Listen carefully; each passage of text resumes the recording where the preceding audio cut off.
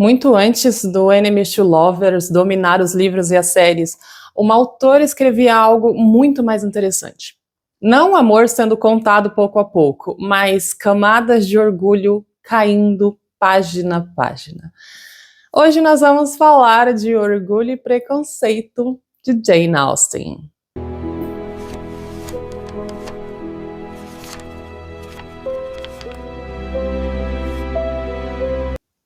Jane Austen é uma romancista nascida no Reino Unido em 1775. Conhecida por sua escrita irônica, ela utiliza a realidade da mulher da sua época, que via no casamento uma forma de ascensão social, como plano de fundo dos seus romances. Com sutileza e muita ironia, ela traz para nós, em Orgulho e Preconceito, uma crítica social, sutil e deliciosa. Entre os livros escritos por essa autora, os mais famosos são Razão e Sensibilidade, Emma, Orgulho e Preconceito e Persuasão. Orgulho e Preconceito conta pra gente a história da família Bennet, mais propriamente pelo olhar de Elizabeth Bennet. A família Bennet vê a sua rotina alterada com a chegada de dois jovens ricos e solteiros, o que significa para aquelas meninas solteiras da região uma ótima oportunidade de conquistar um bom casamento. Mr. Bingley, um jovem vivaz e expansivo, rapidamente se aproxima de todos com a sua simpatia, o que faz com que seu amigo Mr. Darcy, um homem introspectivo e com ar de poucos amigos, pareça ainda mais antipático. Mr. Darcy não faz questão nenhuma de esconder que odeia todo o desespero das mães solteiras e afetadas pela busca de um marido. O primeiro encontro de Elizabeth e Darcy é marcante para ambos. Ela por se ver diante de alguém tão prepotente, e ele por ser surpreendido por uma mulher inteligente e aguçada, mas que infelizmente não pertence ao mesmo círculo social que ele. Elizabeth já odeia Mr. Darcy logo de cara, por sua arrogância e antipatia. Ele, por sua vez, fica intrigado com aquela mulher de palavras tão inteligentes e duras, que se destaca em uma sociedade frívola e superficial. Elizabeth se julga muito inteligente e alguém que lê facilmente as pessoas, o que faz com que ela tenha uma certeza absurda da personalidade de Mr. Darcy. Ele é alguém a ser evitado e suportado simplesmente por educação. Quando ela conhece Mr. Bingley, um rapaz educado e sedutor, que confidencia a forma como Darcy o prejudicou após a morte de seu pai, a certeza sobre o caráter do Darcy se consolida ainda mais. Vendo o desenvolvimento de um ódio profundo de Elizabeth Darcy, que cresce a cada evento que acontece, só que no fim as máscaras caem e a verdade vem à tona. Só que temos o inverso do que vemos hoje. Não o pior sendo revelado, mas o melhor que foi escondido sendo mostrado. Quando a gente fala sobre a Elizabeth, a gente vê que mesmo com todo o ódio que ela diz sentir pelo Darcy, existe uma atração imediata dos dois. Por mais que ela julgue ele grosso e se diz odiar, os embates inteligentes que eles têm toda vez que se encontram mostra a química entre os dois. Ela mesmo inconscientemente sente que é gostoso estar perto dele. O que repele nele não é a personalidade dele em si, mas tudo que acontece que ela associa a atitudes dele, né? Seja a separação da Jane com o Mr. Bingley, seja a forma como Wickham se diz prejudicado pelo Darcy. A Elizabeth, ela gosta tão instantaneamente do Mr. Darcy, que quando a verdade vem à tona, quando ela descobre que não foi ele o vilão, né, que ela julgou ele de forma errada, ela percebe a paixão por ele quase de forma instantânea. Para entender a Elizabeth, a gente precisa considerar que, por mais que ela seja muito inteligente, ela é uma menina ingênua, né, e de certa forma protegida pela família. Não que a gente vá associar só coisas boas a ela, né? Ela é uma pessoa superficial, sim. Ela é preconceituosa. ela foi totalmente influenciada pela aparência e educação superficial, né? Tanto que a preferência inicial dela pelo Wickham é simplesmente pela forma educada e gentil que ele trata ela. Não existe, por parte dela, uma análise profunda do que ele é. E o mesmo julgamento superficial acontece em relação ao Mr. Darcy. Um ponto delicioso do livro é que ela se orgulha muito de ser perspicaz, né? Quando a gente claramente vê que ela está sendo cega. O tom de ironia dessa narrativa vem muito da personalidade da Elizabeth. Quando a gente analisa o Mr. Darcy, eu jamais imaginei que eu defenderia alguém como o Mr. Darcy. Mas a Jane Austen deixa bem claro pra gente, na primeira frase do livro, o motivo do Darcy ser como é, né? Grosso e fechado. A frase mais clássica do livro, a marca registrada dessa história, já nos mostra muito por que o Mr. Darcy é assim. Quando a gente pega a frase inicial do livro, ele diz o seguinte: é uma verdade universalmente aceita que um homem solteiro em posse de uma boa fortuna deve estar à procura de uma esposa. Por menos que se conheçam, os sentimentos e visões de um homem desses, quando aparece pela primeira vez numa região, essa verdade se assenta com tanta firmeza nos espíritos das famílias circundantes que ele é considerado propriedade legítima de uma ou outra de suas filhas. O Mr. Darcy tem muitos motivos para ser grosso. Ele é sempre tratado como propriedade de uma mulher, né? A gente tem muito pouco da visão dele no livro. E ele retrata muito bem um homem da sua época, né? A gente vê hoje com o nosso olhar do século XXI, mas naquele século XVIII, essa questão de separação social era muito forte. As pessoas se casavam com pessoas do seu próprio círculo social. A gente tem muitos romances que falam de casamentos entre pessoas de classe social diferente, mas isso é um romance, né? Na realidade da época, esse amor arrebatador por uma pessoa de classe social diferente não acontecia geralmente. A figura do Mr. Darcy, ela é muito fácil de odiar. Jane Austen, ela escreve este personagem com maestria, né? Muito fácil odiar um rico, prepotente, que se acha superior pelo dinheiro que tem e olha para todo mundo de classe inferior como se fosse lixo. Outro ponto que eu trago em defesa do Mr. Darcy, não que ele precise ser defendido, claro, é que a família da Elizabeth, a gente precisa concordar que não é um exemplo de bons modos, né? A mãe dela, com aquela necessidade de ver as filhas bem casadas, chega ao nível de ser perigoso. Mas, obviamente, que a gente está falando de um homem orgulhoso, que já tem seus conceitos de inferioridade de classes menores, como sendo pessoas burras e frívolas. E essa certeza de que toda mulher de classe inferior é, de certa forma, burra, que faz com que ele se encante pela Elizabeth. Ela é uma surpresa para ele. Ele nunca esperaria esse tipo de sagacidade em uma mulher, principalmente de uma mulher da posição social dela. O mais incrível dessa história é que é uma época de muita fofoca e pouca informação. É muito fácil você criar o caos no século XVIII. Você tem uma época onde a locomoção era demorada, as notícias chegavam por cartas, a informação demorava semanas para chegar, tanto que quando a Lídia foge com Wickham, e segura aí que a gente vai voltar neste ponto da irresponsabilidade dos pais da Elizabeth, que praticamente colocou a vida da Lídia em risco, a informação da fuga dela demora muito a chegar. E a gente vê o que acontece não diretamente, mas indiretamente os eventos acontecendo. É neste momento de maior ação que a gente percebe que a gente está preso em uma casa, na visão de uma mulher, que só podia esperar pelo que ia acontecer.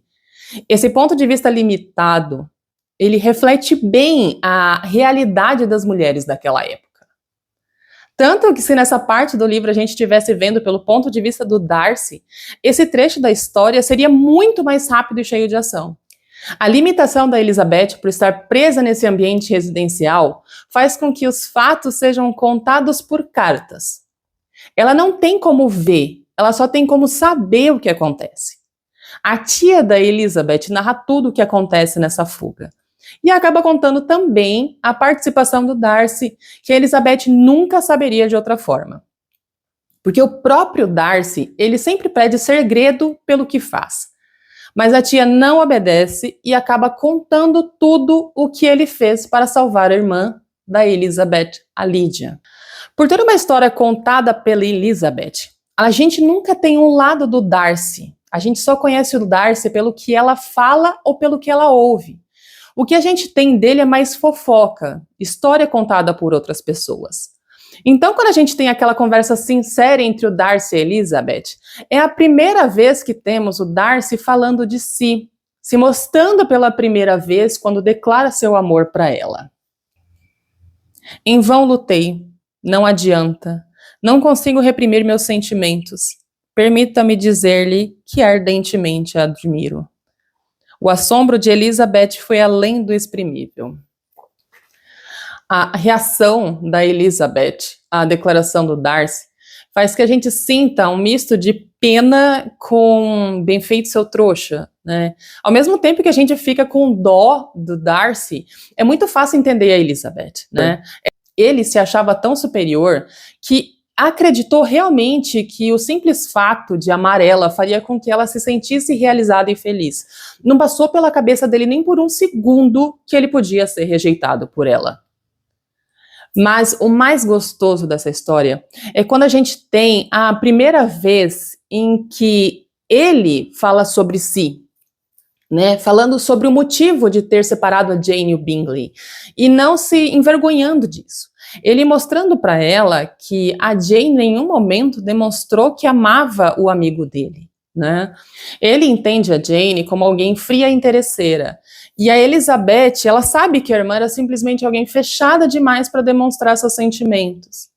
Quando a gente vê esse pequeno ponto de vista do Darcy nesse diálogo, é a primeira vez que a gente começa a duvidar da certeza da Elizabeth para com a personalidade dele, né?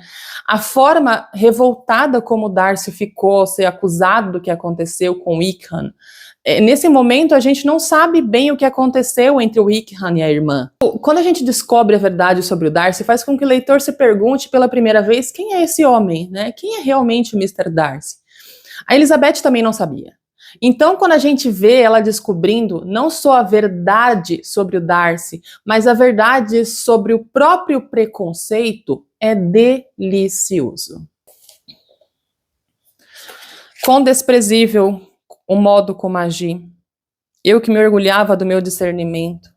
Eu que valorizava minhas habilidades, que tantas vezes desprezei a candura generosa da minha irmã e satisfiz minha vaidade com desconfiança inútil e censurável.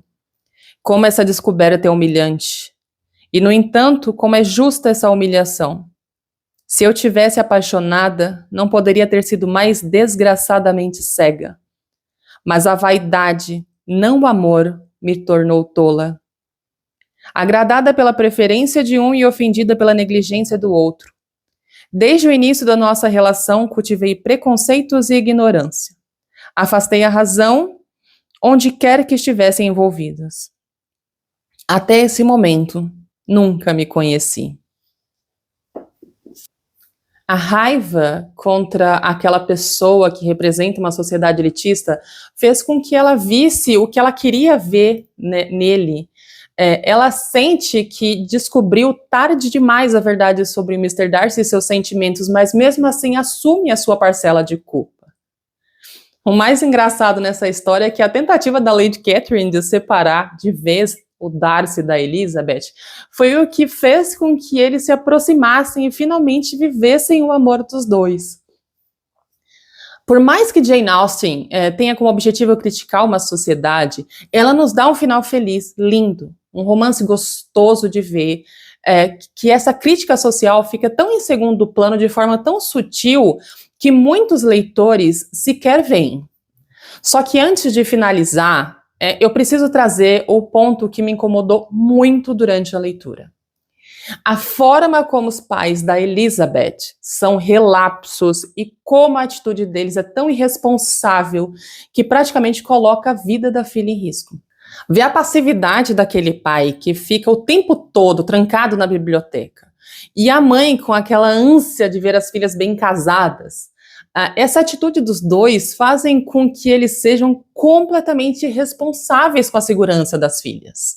Pelos padrões da época, a Lídia era considerada adulta e responsável por suas decisões, mas a omissão dos pais ainda pesa.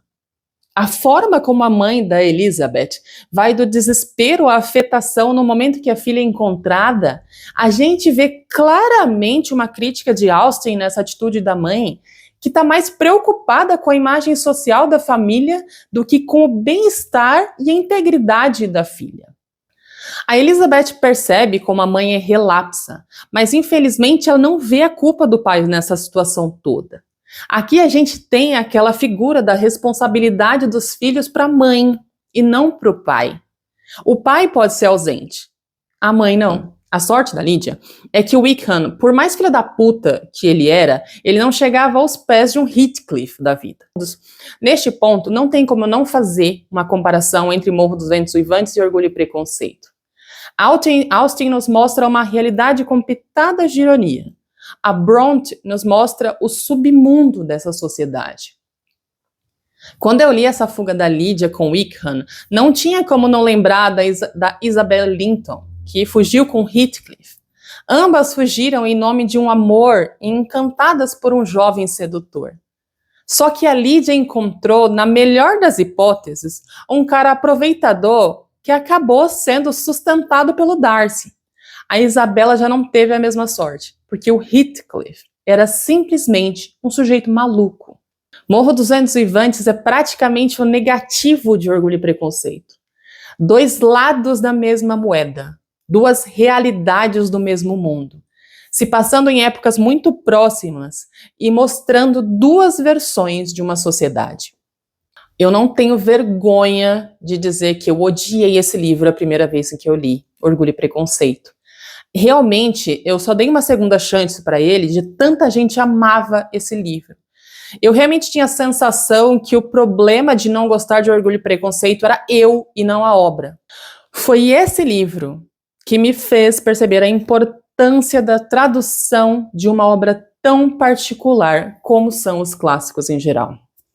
A edição que eu li na época, que não foi essa, foi tão mal traduzida que eu terminei com uma sensação de que a Jane Austen era uma péssima escritora. Mas já nessa segunda vez, com essa obra, com uma tradução muito boa, eu conseguia sentir a ironia de cada frase do livro. Isso fez toda a diferença. Eu finalizei esse livro amando Orgulho e Preconceito, amando Mr. Darcy e Elizabeth e ficando muito feliz de ter dado uma segunda chance para esse livro. Hoje eu acredito muito, é claro, naquela frase de o livro certo na hora errada. Mas eu também sou uma defensora da importância de uma boa tradução, quando a gente fala principalmente de clássicos da literatura. E exatamente por isso que eu vou falar um pouco mais sobre essa questão de tradução no podcast. Eu já tenho muito a falar sobre essa questão da tradução. O podcast é a tradução de uma obra, é assim tão importante. Ela vai ao ar no Spotify e eu espero realmente que a gente possa continuar essa conversa lá no podcast, no Spotify. Se você chegou até aqui e gostou dessa resenha, já deixa um like, segue o canal e continua acompanhando nossas conversas aqui no YouTube. Beijão, tchau, tchau.